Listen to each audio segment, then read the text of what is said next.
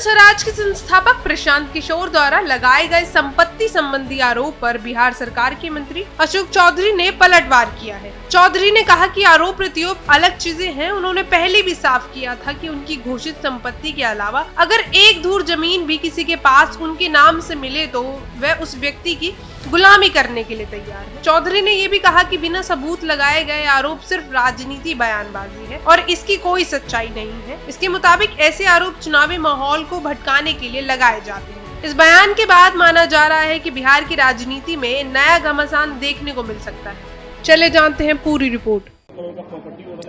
देखिए, आरोप प्रत्यारोप लगाना अलग बात है।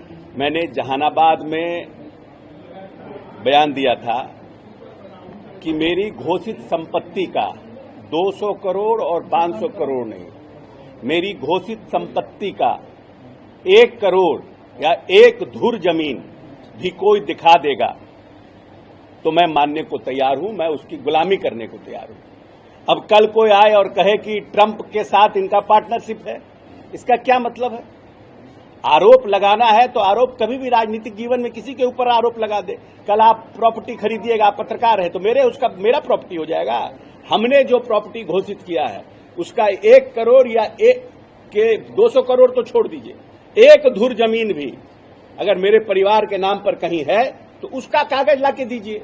किसी का कागज दिखाने से थोड़ी अशोक चौधरी का कागज हो जाएगा। इसका डीड वो दिखा रहा है। अब किसका दिखा रहे हो तो उन्हें बताया, हम डीड थोड़ी देखे हैं।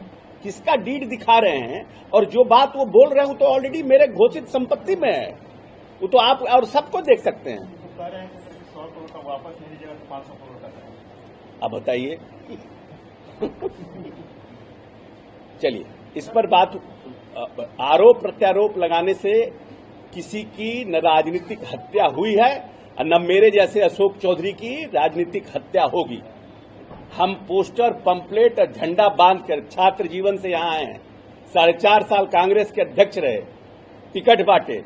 20 में जनता दल यूनाइटेड के हम कार्यकारी अध्यक्ष रहे।